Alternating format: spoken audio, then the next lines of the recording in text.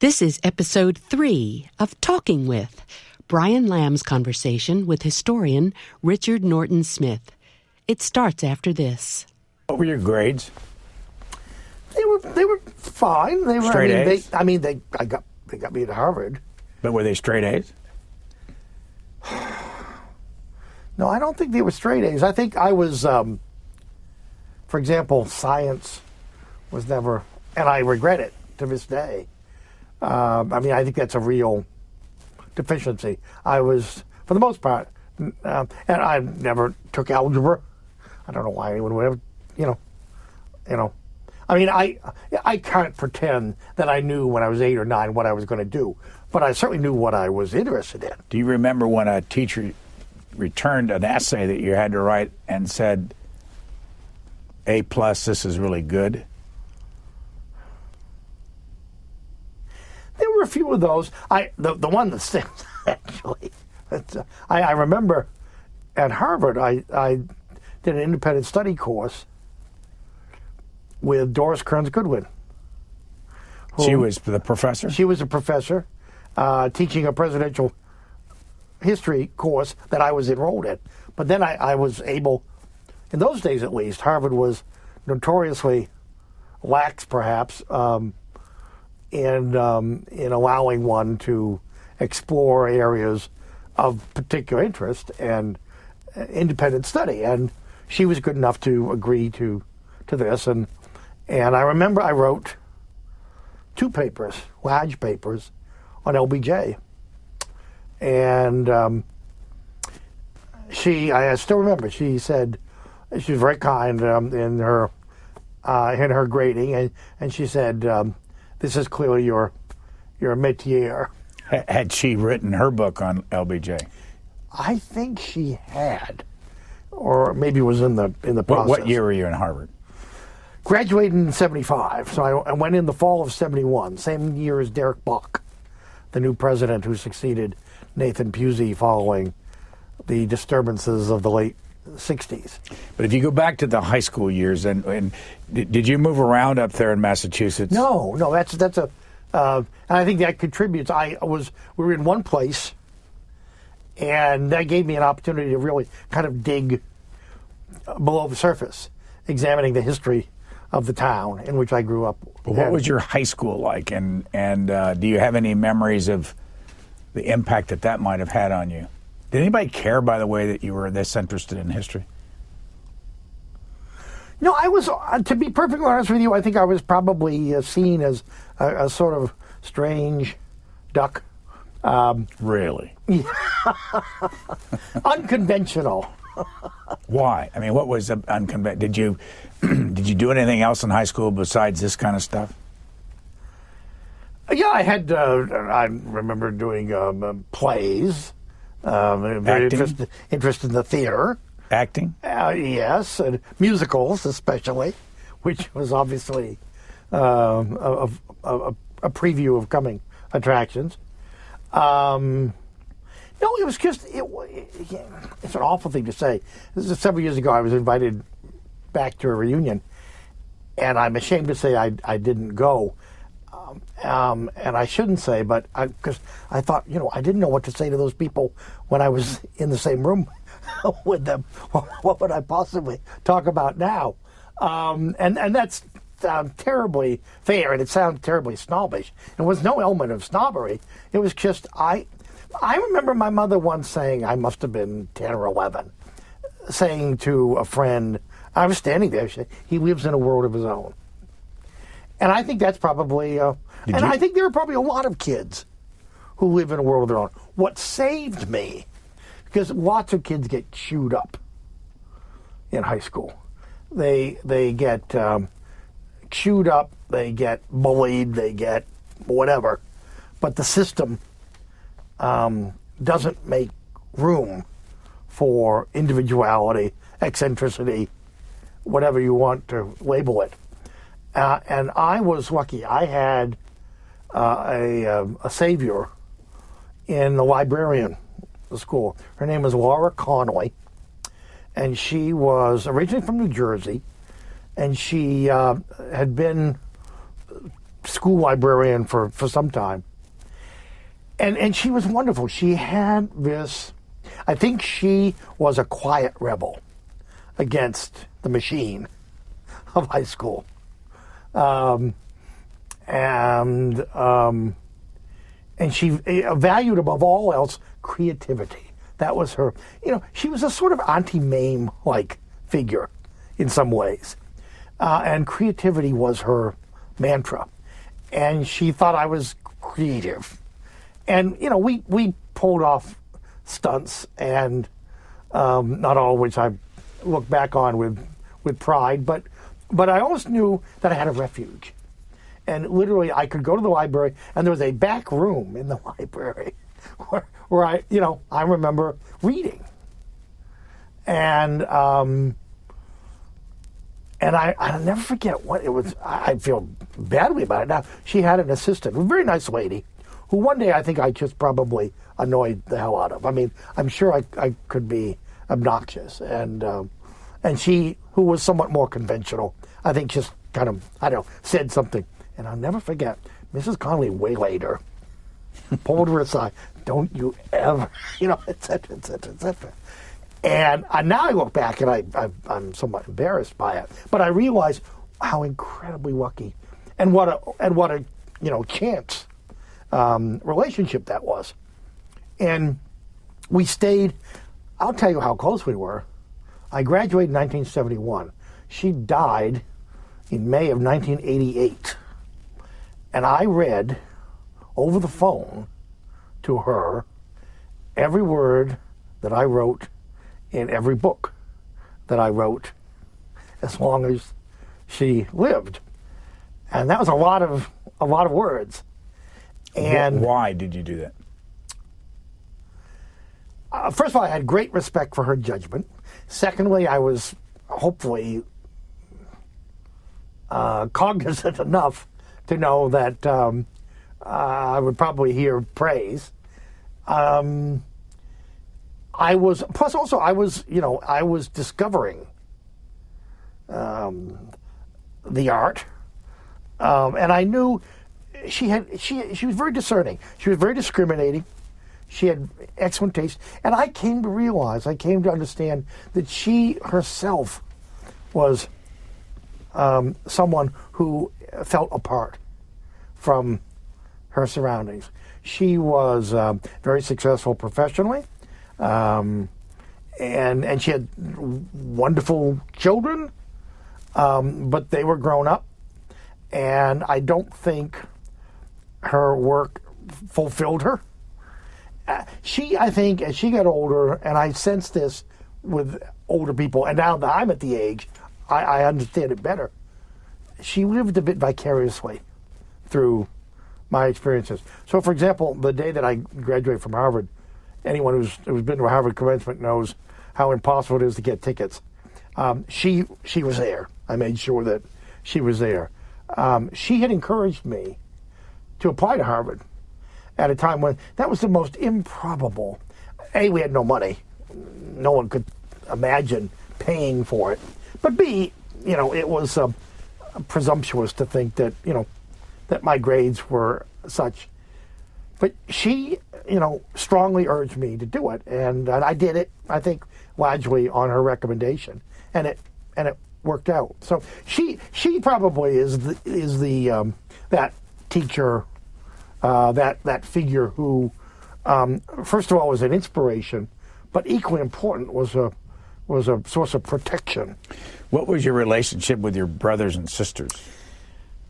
And how many of them are still alive? Yeah, I have 3 sisters who are still living. I had an older brother who, sadly, in the summer of 1980, put a shotgun in his mouth and ended his life. Why? What was this? What were the circumstances? Well, it's a tangle. One, you can never be sure. He had, he'd quit school in the 10th grade, which was a tragedy because he was, very bright and had some drug problems. Went into the Army, where apparently he did very well. initially, but I guess the drug problems recurred. He had 3 children. His first daughter, who now is in her 40s, we became close. Frankly, much closer than I'd ever been to Frank. The irony is, and I don't mean to sound calculated, when he died, by that time I had already delivered eulogies for my grandmother and grandfather, who I mentioned earlier, and really whom I grew up around. But anyway, when Frank died, it was, of course, a totally different situation. He wasn't elderly, and there was this overwhelming sense of futility and blame. I mean, I can only imagine. You know, you hear that there's nothing worse for a parent than to lose a child. And I'm sure that's true. But if it's, you know, at the child's own hand, it's hard to imagine, however unjustified it may be, the level of guilt that one might feel. And, you know, I mean, I saw my parents went to pieces. And I understand it. But I mean, did they ever recover from it? I'm not sure you ever fully recover. I never forget my mother, who's gone now, so I could tell the story. On the Sunday after the funeral, was missing. She wasn't at home. Well, it turned out she was at the cemetery, sprawled on the grave site, in effect, communicating with her dead child. I mean, there's a kind of madness that grief can produce, and fortunately, she had the character and the obligations, you know, to go on. But it was you know, you're never comfortable seeing your parents vulnerable, and they were probably never more vulnerable than that time. So my function was, actually, I delivered the eulogy, which on the face of it maybe didn't make sense, except, I want to be careful how I say this,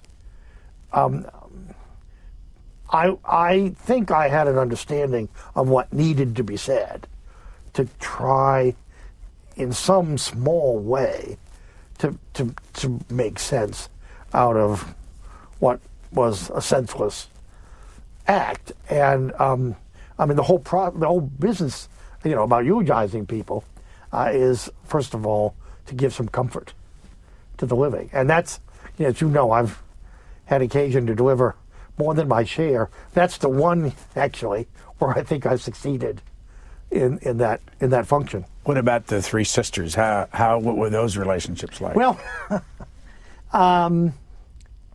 they were fine. I have an older sister, like me, like a redhead, like me, has an acerbic tongue, and a very verbal, sometimes slashing wit. I mean, dinner in the Smith household was almost a sitcom-like experience, where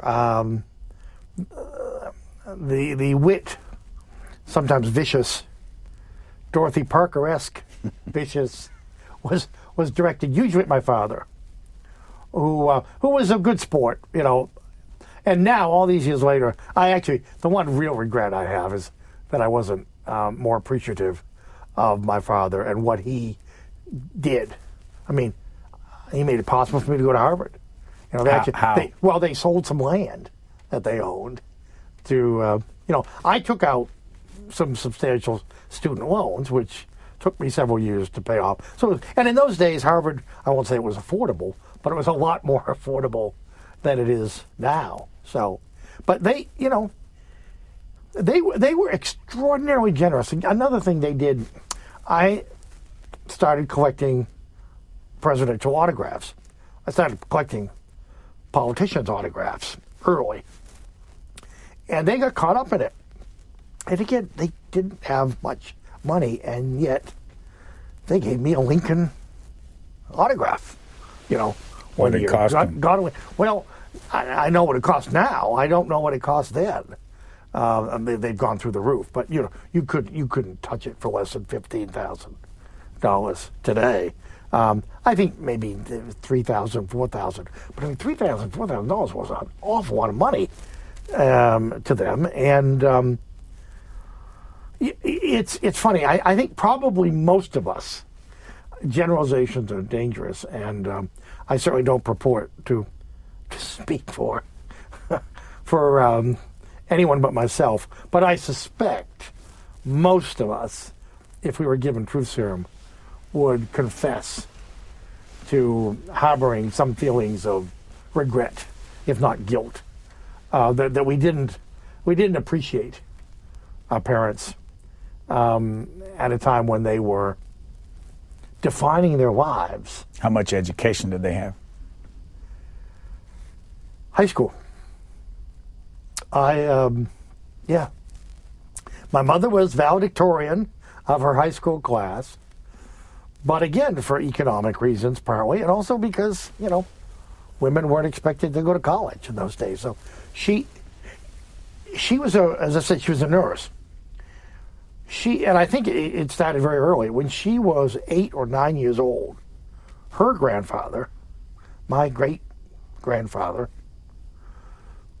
was a farmer, and he was very, very devoted to her. And he was dying a horrible death, cancer of the jaw. And she was the only one he would let in his sick room. And she nursed him. And really still a child. But I think that's where her interest in nursing took hold. And it's interesting because my parents, again, these things only come to you later on.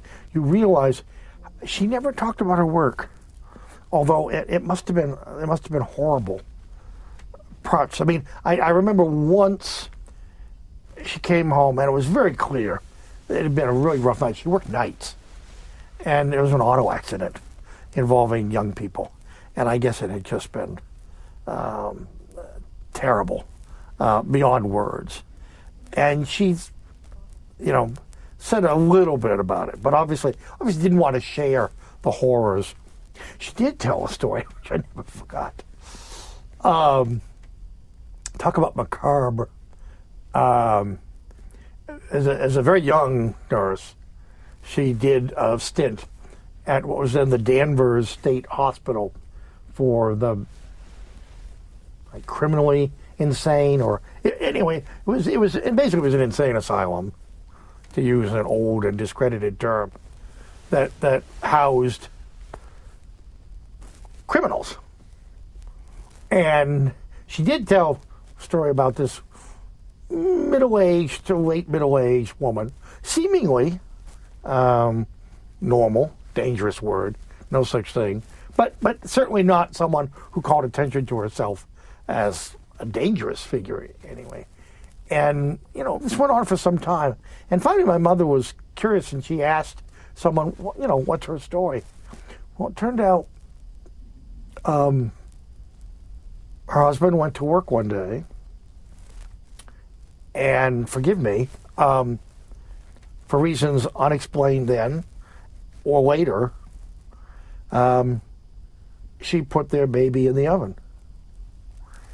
And I guess the story stuck with me because, first of all, because of its horror, but secondly, because it does illustrate pretty dramatically that surface appearances are just that, surface appearances, and that there is something very, very unknowable about lots of people, including people who don't wind up in asylums. Did the baby die? The baby died. Richard Norton Smith is an American historian and author. You can listen to more interviews with him by searching his name in the video library at cspan.org.